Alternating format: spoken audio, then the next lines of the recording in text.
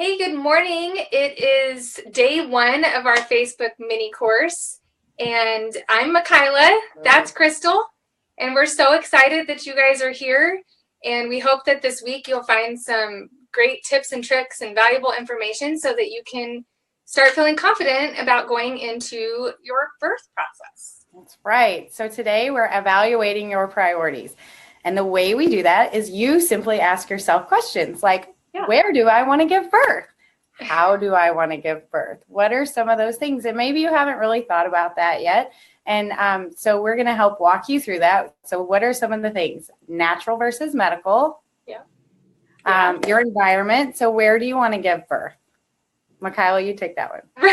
All right. So there's several options. I know when I first got pregnant with my very first, I thought, duh, everybody goes to the hospital. So why would I even have to consider where I want to give birth? Nowhere else to give birth. Just right. But there are other options. Birth centers or home birth or at the hospital. So you have to evaluate what type of birth you want and how will that look in the environment that you want to give birth. So for example, a natural birth may be a little easier if you're having it at a birth center or at the hospital. But not at the hospital or at home. But if you want to have a natural birth, it is definitely possible at the hospital. You just have to be able to communicate to your provider. Right. Communication's key. And Michaela's had 3 natural births in a hospital. So I have.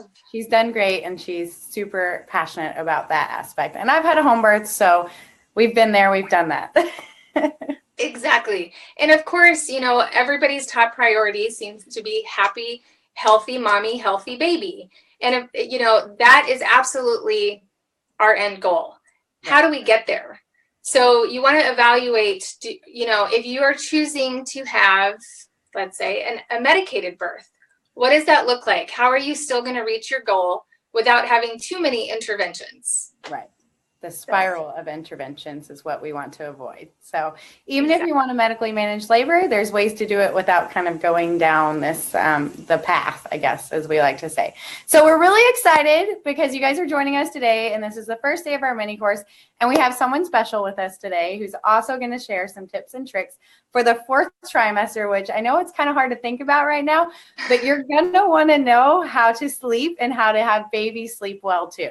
So we're going to bring Desiree on. Bear with me here. All right. Let's see. We're going to promote her. There she is. Is she here? She's here. Yay. Hi, Desiree. Hello. Good morning, everybody. So thanks to the Birth Besties, they had me join their little mini course. And I just want to introduce myself to all of you really quickly. I'm a pediatric sleep coach. I have 3 children of my own. I have my firstborns, I noticed I said multiples were twins. And after having them, I just got obsessed with sleep. So, yeah. Sleep. I was very naive to think that babies would sleep whenever they wanted to, wherever they wanted to, because I saw my 2 older sisters with babies, singletons. Right. They made it look so easy. But then when I had twins, I realized wow, I actually have to put some order into my day, put them on a routine, figure out this sleep thing. After purchasing multiple books, I can't even tell you, it was endless amount of books. And I'm sure you will be in the same situation as well. Yeah. I didn't know what to do still because there was so much conflicting information out there. No kidding, especially in the multiple books. Oh, I know. So I took a holistic approach and took my baby cues as well as in terms of sleep training. I read a couple different books and took bits and tricks from each one of them. Fast forward 9 years, I had another baby, and he's 7 months old, so I'm right in the thick of things. I just recently got certified as a sleep coach. I've worked with over a dozen families at this point in time, and I have a lot of speaking engagements lined up for next year, and helping families out, and that is my passion, is helping babies sleep. So here I am today. I want to talk to you this morning about safe sleep tips. I'm sure a lot of you have heard the American Academy of Pediatrics really have promoted back is best. And back truly is best when you have your baby. So when you come home with that new bundle of joy, make sure that especially when you have them swaddled, make sure they're always putting them on their back and not on their tummy. It's also important to share this with grandparents because back in the day, stomach was what was promoted. So a lot of grandparents will tell you, oh no, we always put them on their stomach. Make sure you tell them back is best. I'm sure everybody here has heard of SIDS. It is the leading cause of infant death between 1 month old and 1 year old. I actually know 2 dear friends that actually have lost children because of SIDS.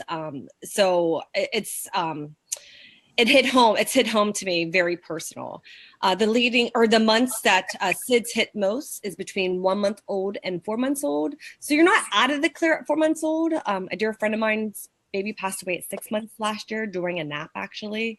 And sometimes there's nothing you could do to prevent that.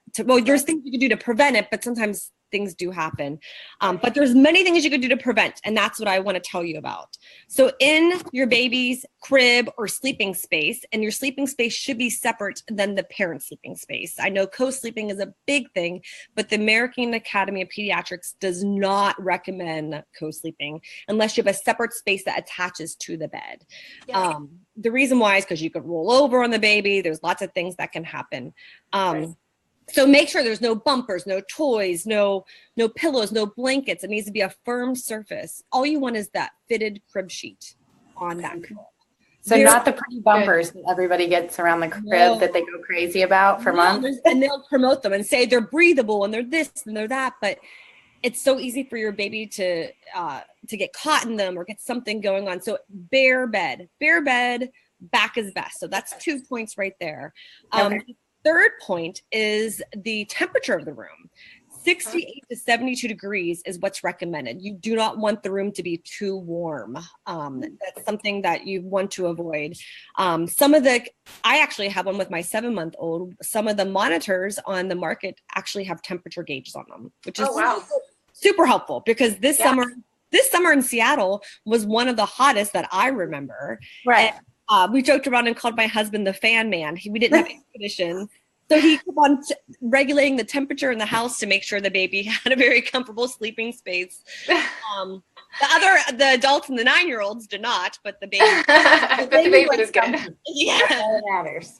Also, breastfeeding reduces SIDS. So you want to consider breastfeeding when having your baby. Room sharing, they recommend room sharing for the first 6 months at least. Not to put them in an adult bed, like I mentioned. No smoking, no drinking, no marijuana use during pregnancy. These all seem very common sense, but some people still ask these questions. Yes. Make sure you get proper prenatal care in advance, and pacifiers help. If you're breastfeeding, you don't want to introduce the pacifier until 1 month of age. So pacifiers are important, and they do help reduce SIDS. And the other thing I wanted to mention, this is the last thing, is there's a lot of heart monitors and breathing monitors on the market now where you can put it under the crib sheet. Right. They're not approved by the American Academy of Pediatrics. Okay. Again, they want nothing in the crib. So you don't even want those. You don't want those in the crib at all. So those sound like they would stress me out even more. Of course, that didn't exist. I would be so worried. They don't always hear it. They don't always work. Some of them will. They interfere with different wavelengths in the house with like the RF interference. Oh, okay. Yeah, so they're not approved unless you need it for a medical reason and your doctor sends you home with it. Right. Don't. Okay, got it. So these tips and some other ones, I have a free sleep tips brochure. You should go to my website and download it. If you go to pediatricsleepcoach.com, go to the resource tab on the far right and then scroll down to sleep tips, click on that, and then you can click on the link for the free sleep tips brochure. So download that today and that will help you get started in the 4th trimester. Absolutely. Where were you when I had my babies? I know. Where were you with my twins? They're only 5. Yeah, I know. That's so great. Thank you, Desiree, for such great information. We all value our sleep.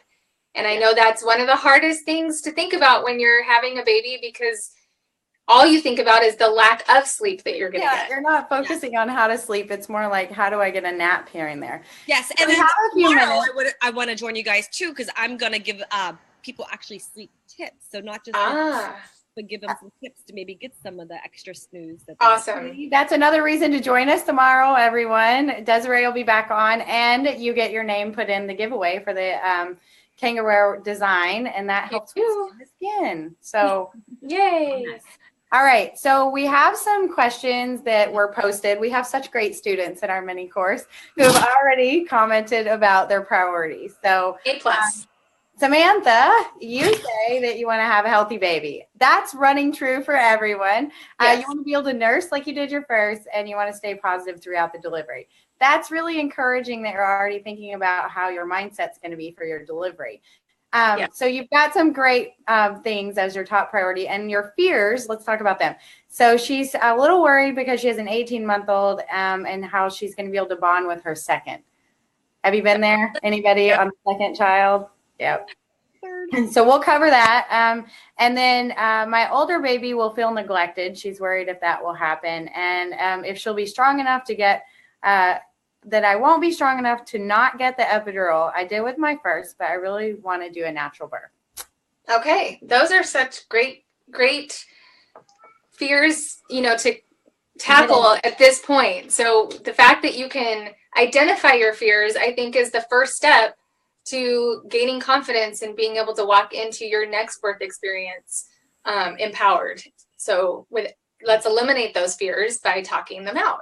Right, exactly. So I'll just touch on the whole, you have a child and there's going to be another one. Because I had a 7-year-old when I had twins. So there was going to be 2 new babies. And you think, oh my gosh, is there going to be room?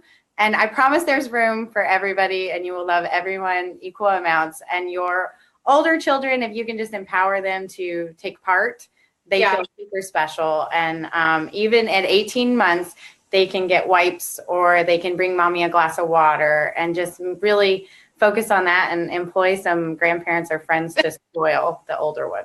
Well, and another thing that I found extremely helpful with incorporating my older children when I had a baby was, just like you said, Crystal, keep making them feel like they're helping you. Right. Not that they're in the way, but instead that they are part of taking care of their baby. And then also, I struggled with this because, the baby's crying and needs to nurse. But instead, I would ask my husband, I'd say, if I was the one that did bedtime routine, then my husband got the baby and I carried out bedtime routine. So try to keep some things in your life as normal as possible, so that they don't feel like all of a sudden baby's here and they're pushed to the wayside and it's all about baby. So baby will be okay if you put baby down to take care of your toddler's needs for a few minutes. Right. Can I mention one thing real quick? Yes. So I was really concerned about my twins and then having another baby, because they have been my life for, they were 9 when the baby was born, and they've been my life. Yeah. And so that was one thing I expressed to my postpartum doula was, I was really concerned that especially my daughter, because we have such a close relationship, that she would be extremely jealous because she wasn't getting all the attention anymore. The one thing my postpartum doula recommended, which I thought was wonderful, and she said it's okay to say this, to tell people after the baby's born, you could even post it to your inner circle to please not bring a gift over unless they bring something small over for the twins. Oh, that's good. That's good. Yeah. So, and it was something even small, like a candy bar, just something to, and then also to congratulate the kids on being a big brother and big sister. Oh, that's a great idea. Just you're a big brother, you're a big sister. Celebrate that. That's so good. So Samantha also says she doesn't think she'll be strong enough to not to get the epidural. Well, we actually think you can totally do it, and it's so much more mental than physical. So it is. We'll share more tips this week, but definitely start thinking about joining us for our Honest Birth Talk childbirth course, where we will get really deep into that for weeks on how you can be strong enough to say no and pass that on.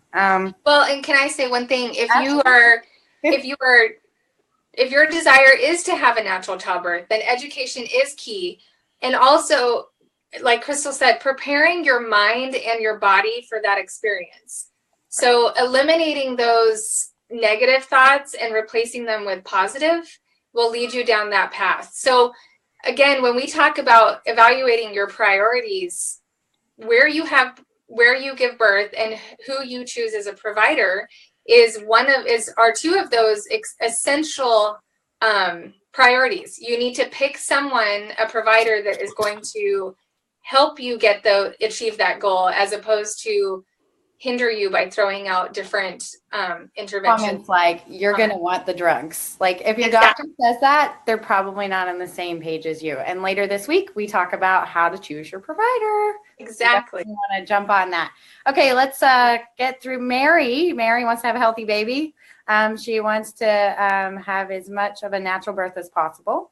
So again, I think we kind of covered that. And making her 2.5-year-old son understand that he's still a priority. So everybody's kind of having the same feelings, I feel like. Her fears are not getting a doctor who listens to her choices, since it's whoever is on call at the time. Yeah. So effective communication is going to be something Mary's going to want to work on and walk with that journey with her. Right. Well, and I have had 3 hospital births, natural hospital births, where I didn't know which doctor was going to show up. And I think that's when your birth plan comes into play, because that's kind of your communication to all the providers so that you're all on the same page.